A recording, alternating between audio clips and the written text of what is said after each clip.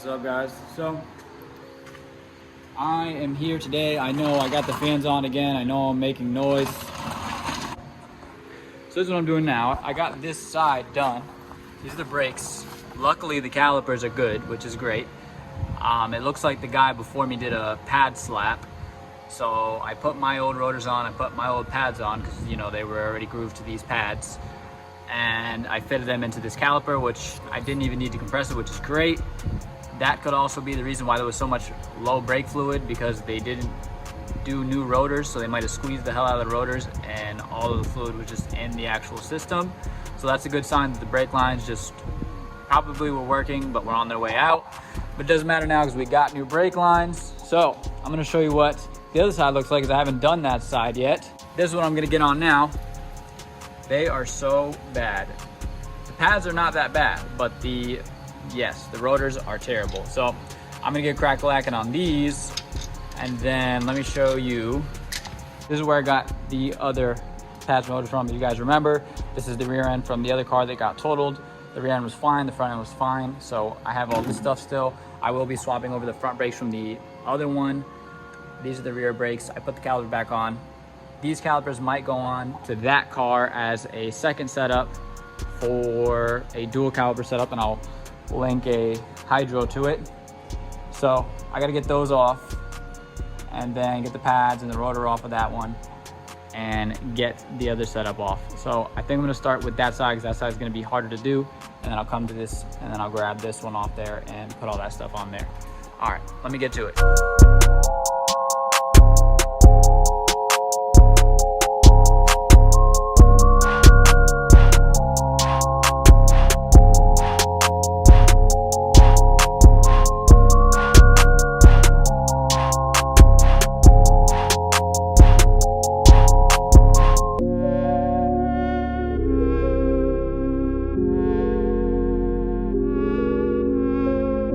So now you can see the back rear brake is all off. I'm going to show you guys how it looks now, and we're going to go through this real quick. So this is the caliper bracket. As you can see, these are seized on there. I've managed to get the other ones unseized, so I'm assuming I'm going to be able to get these ones unseized. We'll get to that in a second. Pads are good. So again, I'm probably going to end up reusing these and put these on the other caliper setup that I will put on the hydro brake eventually. This won't be for a while. I want to get the car dialed before I do anything, but these pads are decent. They look like they're like 5-6 mil. They definitely got some life in them. They definitely pad slap these damn rotors. As you can see, these rotors are falling apart. When I was banging them, you guys can see rust chips. Rust chips are still falling off. So this is gonna go in the scrap pile, and cleaning those off. So I'm gonna set you guys up over there in a second, but I'm gonna get the other one off real quick, and then I'll get back over. Kind of explain this guy as I go, guys. I'm gonna try to do this for you guys on actual like hearing me and everything, not time lapse. My wrist is still bad. That hurts doing that actually. This one's good, so this one I'm going to be using majority of. So if you see me struggling, that's why I'm struggling, because my wrist still hurts from the accident. So now I'm going to try to unseize these and get these all cleaned up to show you guys a comparison of the pads. Now the reason I'm still going to go with my old pads are actually worse for wear, to be honest with you. These ones seem pretty similar. It looks like on the ABS unit, it must have been favoring the driver rear side. And the reason I say that is because these pads are more worn. And they're pretty similar. The other reason that I'm gonna go with my pad that I already had on here is I know these are carbon ceramic ceramic carbon. They're mainly ceramic, have some carbon in them, I believe. And then these ones are just basic pads, it looks like. Usually you can tell by there's flakes in there. So these ones are going back on because I know they still have some life. And like I said, these ones probably go on the other ones. I also don't want to pad slap the new, not the new rotor, but you know, it's an old rotor, but the new old rotor, because then I might get some chattering. So I'm just going to go back with the brakes that were already on there and slap those back in to the other caliper bracket once I fix it. If I can't fix the caliper bracket, get the slide pins to not be seized, then I'll put this caliper bracket on. But for the sake of trying to save the other ones, I'm going to try to do those and put those back on like I did on the other side. So I'm going to get to that. These are the old pads, so these are going to go down here so I don't confuse them. Let's get to it. I'm going to need some wrenches. Luckily I got the box right here. I don't got to go anywhere. I'm going to need a 17. So what I do is I just kind of twist them, push off at the same time, these actually aren't as bad as the other side. So I actually can just pull these out. Yeah, check that out. Okay, let's try the other one real quick. So this one looks like it's the seized one, but maybe these ones aren't as bad as the other ones. Y'all, this one's is bad. When I say it's seized, this doesn't want to spin at all. This one came out. Y'all can see it. This one's coming out pretty easy. But we're gonna focus on this one because this is the bad one. Yeah, see it cracked loose a little bit? All right. So these aren't threaded or anything, so they're just really, really gunked up. So what I'll do is I'll move it back and forth. I kind of try to push the weight that way so that it pulls it out little by little. See if now I can do it sitting down now that I got it to start moving. Here it goes. All right. So now that I got that out, now you can see how dirty this is and why it was stuck. So this is all gunked up. I'm gonna have to clean all this stuff off. Usually I'll do it by hand. Sometimes I'll take a wire brush to it or it's crusty on the top like that. So that's what I'm gonna do now to both these. And then something else to remember, if you notice this one has nothing here, it's just a metal pin, slide pin. There's a rubber on the other one that signifies that it's on this side. So it's the bottom one. So just make sure those go right back where they belong. It's a silicone-based brake grease, which is better. So I'm gonna put some of this stuff on there.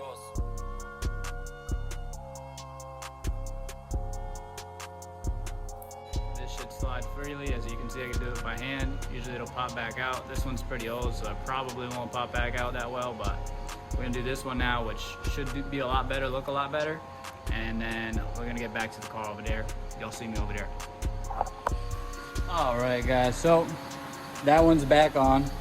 This is all set now.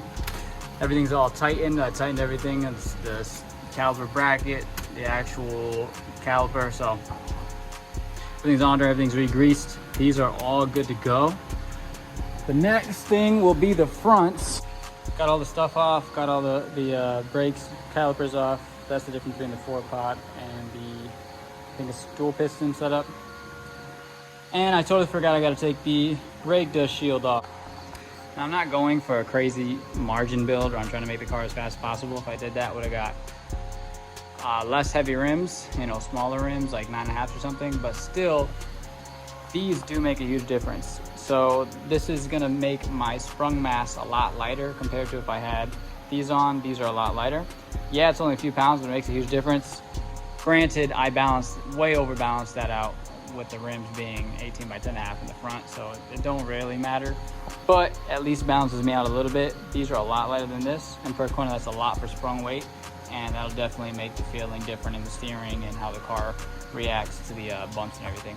Just cleaning these up, I went and picked this one up, put it on this thing, right? Then I went and I picked this one up, put on this thing, right? And I was like, wait a minute, why did this one feel way heavier? This one is way heavier. Now, this is a pretty known thing. I didn't realize how heavy though. So I believe these are steel all in all. These are a floating aluminum caliper. These are significantly heavier. Now, mind you, pads are in there, slides are in there, everything is in there. This is the whole caliper assembly. This is the whole caliper assembly. This has the caliper and everything on it with the squealers and everything. This one is way heavier than this one. This one is way easier to pick up. This one I get a hard time. This one, not so much. Let's see if we can see it bounce. That one don't bounce. Yeah, you can see the difference there. Hello guys, so now, just to give you guys an overview of everything that has happened so far. I have now gotten the diff in. The diff is in the car. I know you guys can't see it right now. I'm not picking it up because I don't feel like doing all that. Today, I'm gonna start prepping a few things to get the motor in. So I have to do these bushings. That little bolt right there has got a bushing in it. These are the steering rack bushings. So I'm gonna have to swap those over. That's gonna be in this front cradle, and then also one on the steering rack, which is sneaking right there. And then I also might get to the throwout bearing on this. So I'm gonna have to take this trans off. I might have to chain this motor up and pick it up back a little bit just so I can get to that trans. Yeah, so those are going to be the few things we're doing tonight. All right, let's get to it. So new throttle bearing is in now. As you can see, that's the retaining clip. Hold on. That's the retaining clip, that little thin paper clip clipping thing. And then that is the new throttle bearing. This is the old one. It was just really beat up. I think there's enough light in here to see everything. Yeah, you can see the bearings and everything. And it's just old, and I beat the heck out of this one. I put a lot of heat in it because the seal on the transmission was losing oil. And yes, this one is also OEM Toyota Japan stuff. So if you can see, it's got the cover still and everything, versus the other one has the exposed cover. This should be a lot better, shouldn't make noise. This one worked, but this one should be quieter and work better, just as good, or if not better. Concludes today's video. So to give you guys an overview of what happened, I did the big brake kit, so I'm gonna show you guys that real quick. This is the 19 by 11, don't mind this, but that is the big brake kit. These are gonna be 18 by 10 and a half, so that's why I'm just pointing out these are the 19s. But big brake kit is on. I have the old rotors, all that stuff on there. Rear brake calipers are on. That's the other thing that I did. I had to swap those over. Tested the brake lines. Nothing is leaking, which is fantastic. So I don't have to worry about anything leaking now. Now I can move forward with putting all this stuff on. The next thing, we'll get to that in a second. Next thing I did was put throttle bearing, which you guys got to see the throttle bearing. So all that stuff is back together. Cleaned up a lot of this mess, because this is still a mess. Trust me, it was way worse than this, which is crazy. The other thing I'm trying to think that I did, I removed the drive shaft, which is in the scrap pile over there. That's the transmission, scrap pile's over there. We also removed the exhaust, that's amazing. That's out of the way now. Anything else? I think that is it for this video. So big brake kit. We did the testing of the brake lines. We did the removal of the exhaust. We did the removal of the drive shaft. We put the new throttle bearing in. We're tying up a lot of stuff now. Next thing is going to be the steering rack bushings and getting those all to the old ones, because the old ones were harder bushings, so that the steering rack doesn't do the whole shaking thing anymore. And I don't want that problem in this car when I get back in it, so we're going to put them from the other subframe. That's why this stuff is here now. I'm debating if I want to swap the AN lines over immediately. I probably am going to. I have my work cut out for me. The other thing that sucked, I figured out I had to spend some more money. I got to get the brake lines for that stuff, because the hard lines work, but the soft lines went. There's a few other things I feel like my transmount. Transmount seems to be going too, so that's probably gonna have to get replaced too.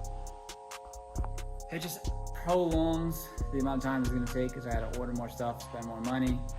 But the next thing, like I said, is gonna be the bushings. We're gonna start doing the interior stuff, start getting the pedals in so that I can have my manual brake pedal and have my clutch pedal for the car. And I still have to make a clutch line, because my old clutch line got messed up in the accident. So that's what you'll be seeing next week. See you guys then. Hope you guys enjoyed. Later.